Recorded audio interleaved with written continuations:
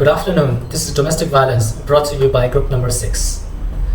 We first jump to introduction. So what is domestic violence? Domestic violence in essence is a series of abusive actions within a relationship where one partner uses these behaviors to exert power and control over the other partner.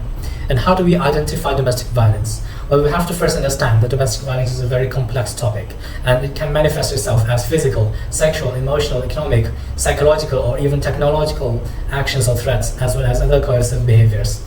Although there's a lot of different ways it can manifest itself, each relationship is unique. Domestic violence typically features an imbalance of power. And some of the unfortunate facts about domestic violence are 85% of domestic violence victims are women, and most domestic violence happens between 6 p.m. and 6 a.m. And the annual cost of domestic violence exceeds 37 billion. Amongst these costs are legal fees, medical and mental health treatment, and lost productivity amongst the affected. Domestic violence is the leading cause of injury to women, surpassing car accidents, muggings, and rapes combined. Among large population samples, 57.9% of incidents reported was bidirectional.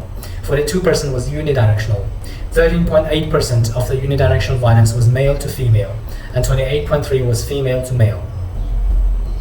And this is a figure about the rise of domestic violence. From 2000 to 2016, we can see a continuous upward trend, and this is very unfortunate since it affects a large portion of the population. One way to combat this preventable problem is by spreading awareness and empowering the victims. Oftentimes, many people are afraid to seek help or exercise their rights due to the cultural norm of saving face, especially prevalent in Asian countries. Moreover, victims are often dependent on their partners, and a lack of a social safety net makes them reluctant to leave their toxic relationships. Here we search different categories of videos about domestic violence from internet. First, a video called Behind Closed Door, from the perspective of victims of violence, depicts their painful experience and the psychological impact of abuse. This documentary closely follows the victims as they navigate the legal system and fight for safety and justice with the help of police from Thames Valley. Through their stories, the film reveals the immense courage it takes to break the cycle of violence and the vital role of support systems in their journey of recovery. The short film Silence portrays a profound and widespread negative impact of domestic violence on children's growth. Psychologically, children may develop PTSD, often feeling fearful and helpless. Their self-esteem and self-worth may be severely affected, leading to difficulties in emotional regulation, sadness, and emotional numbness in terms of social and behavioral aspects. Children may encounter difficulties in interpersonal relationships, exhibiting trust issues, social isolation, or excessive dependence. They may imitate violent behavior at home, inhibit aggressive and violent tendencies in school or social settings, and their academic performance may also decline due to lack of concentration and emotional distress. The movie I'm going to talk about is Crossing the Water. Crossing the Water tells the story of Radhika, a woman trapped in an abusive marriage who initially hopes for a happy life, but faces controlling behavior from her husband, including restricted phone access and attention heightens with the threatening phone call and her husband's aggression. Seeking help from a non-profit organization, Radhika decided to leave the abusive situation, finding strength in her unborn child. The film emphasizes breaking the silence around domestic violence and encourage individuals to define their own lives. And to prevent and deal with domestic violence, the video suggests raising awareness about its signs, advocating for stronger legal protection, involving the community to offer help.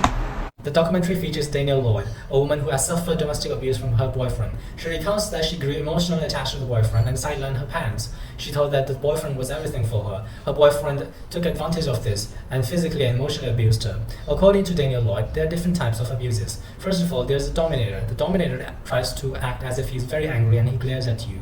And then there's the isolator, aka the jailer. The jailer tries to isolate you from the outside world.